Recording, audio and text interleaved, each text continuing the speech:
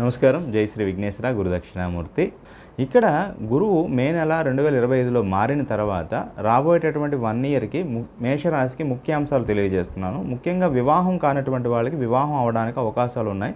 సంతానం కలగడానికి అవకాశం ఉంది. అదృష్టం పెరగడానికి అవకాశం ఉంది. మంచి పుణ్యక్షేత్ర సందర్శన కూడా కనబడుతూ ఉంది.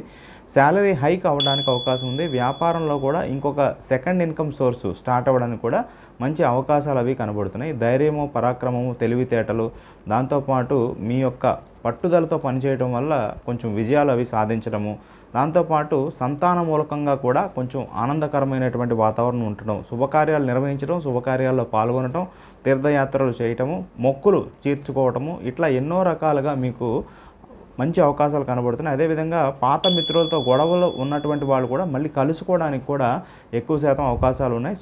సోదరులతో ఉన్నటువంటి విభేదాలు కూడా సమసిపోయి కొంత అనుకూలమైన వాతావరణం ఏర్పడడానికి అవకాశాలు కనబడుతున్నాయి.